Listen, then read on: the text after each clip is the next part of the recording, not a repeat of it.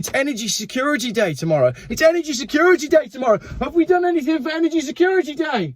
I haven't got them a present. I don't know whether I'm supposed to clap. Should I bang some pots and pans? Is there a parade? Do I need to bring my own instrument? Should I have made a drum? Do the kids need to go to school in fancy dress? Or is it own clothes day? Do they have to pay £1? Do I get £1? It's Energy Security Day and I don't know anything about it. Good afternoon. I want to talk about the ban on petrol and diesel vehicles being sold. And I need your help in the comments to decipher this as well. There's two articles that I want to look at today. First up, we have government could abandon plans to ban new petrol and diesel car sales by 2030 after EU waters down its own restrictions to appease German manufacturers. It's a long title, isn't it? Essentially, what we're looking at is there was a ban on petrol and diesel vehicle sales proposed by the EU, and that was due to come in 2030. But the German manufacturers have now pushed back, saying, we can't do that. It's not going to work. Ministers could postpone the UK's 2030 ban on new petrol and diesel car sales after the EU watered down its restrictions to placate German manufacturers. The agreement passed by Brussels would end sales of new CO2 emitting cars in 2035, 5 years after the UK. So at this point, the UK is still sticking to 2030, with Brussels following 5 years later for all the rest of Europe in 2035. But it also includes an exemption for cars running on e-fuels after it was demanded by Berlin, which has been subject to furious lobbying by car makers. Yes, well done, car makers. And we know Porsche are looking into e-fuels in some detail. It means that the bloc will have 5 years more sales than the UK after the prohibition, I like it, call it what it is, in just 7 years' time that was announced by Boris Johnson when he was Prime Minister. So what we're saying here is this would give the European countries an extra 5 years to sell petrol and diesel cars. And basically someone's saying, that's not fair. How come they get to do it until 2035 and we have to do it by 2030? Is essentially what's happened here. Critics of the ban urged the government to follow the EU's lead and push it back 5 years. Ex-Tory leader Sir Ian Duncan-Smith told The Telegraph the 2030 deadline for the elimination of petrol and diesel engine cars in the UK is simply not achievable. Unless we delay, we hand a massive boost to the Chinese car manufacturers. They're already dominant. Coming on to this in a minute.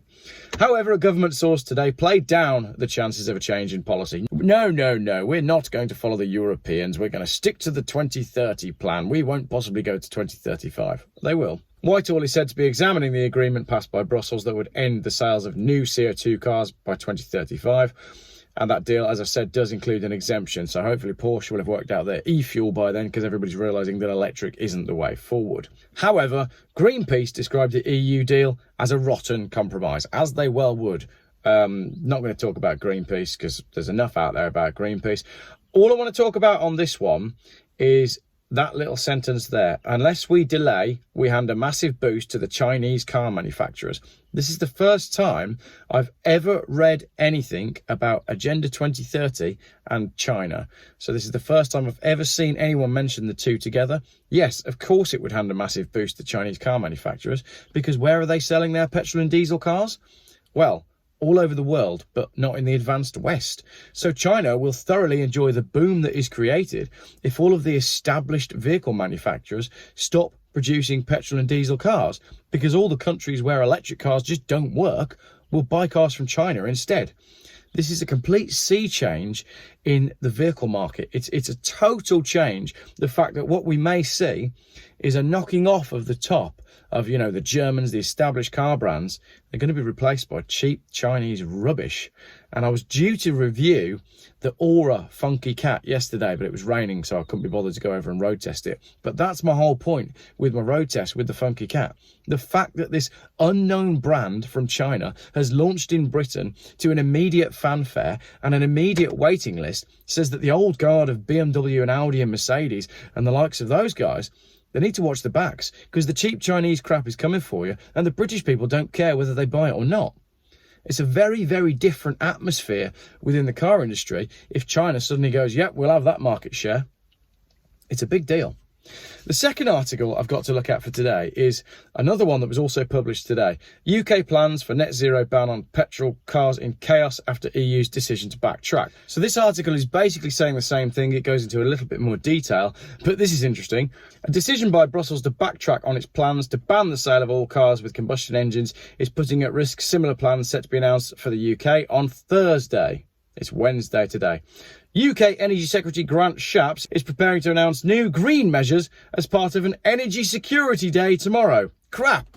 It's Energy Security Day tomorrow. It's Energy Security Day tomorrow. Have we done anything for Energy Security Day? I haven't got them a present. I don't know whether I'm supposed to clap. Should I bang some pots and pans? Is there a parade? Do I need to bring my own instrument? Should I have made a drum? Do the kids need to go to school in fancy dress? Or is it own clothes day? Do they have to pay £1? Do I get £1? It's Energy Security Day and I don't know anything about it. Energy Security Day. So basically, Grant Shapps is, I assume, going to do some announcements tomorrow where he talks about the government's new net zero plan. And essentially what we have here is more crap about the fact that they're going to stop the sale of cars because of carbon, ignoring the amount of carbon that is being produced in developing countries and the fact that China builds 5,000 coal-powered petrol stations every 3 minutes, and all of the stuff that I've talked about before. So, the petrol and diesel ban that is coming in either 2030 or 2035, depending on if BMW, Audi, Mercedes and Volkswagen manage to keep pushing it back any further. What can you do to avoid the petrol and diesel ban that's coming in 2035? Well, if you want to buy a low emissions vehicle, you can either get yourself an electric vehicle, like the Aura Funky Cat, and support China, or get yourself either a cruise ship or a private jet, because cruise ships and private jets are actually, they don't emit anything at all. There is nothing that comes out the back of a cruise ship or a private jet that deserves any scrutiny whatsoever. So I am going to launch a new company, probably at the end of this week, and I'm going to be converting old cruise ships to run on Range Rover platforms, and you'll be able to drive them through London. Granted, there won't be many places that you can actually drive them in London, but as I said, these vehicles, they can have a green badge on them because according to everybody who's in charge of everything, they don't actually pollute at all. So there will be nothing wrong with me driving my cruise ship, followed by a small private jet. I guess you'd have to have the wings off it. It's not going to work with the wings still on, is it? But to be fair, from Sadiq Khan's transport point of view, if he got a load of decommissioned, retiring private jets, took the wings off of them, that would work for public transport in London, wouldn't it? Because they're much better on emissions than the diesel buses, according to all the people that are in charge. Okay, semi-serious video there. For my next video, I'm talking about a piece that I wrote 3 years ago when I first learnt about the petrol and diesel ban that was looming. And I want to see how well it has stood up to the test of time, considering it was written in, I think, 2019. So let's dig back into that and see how far off the mark I was.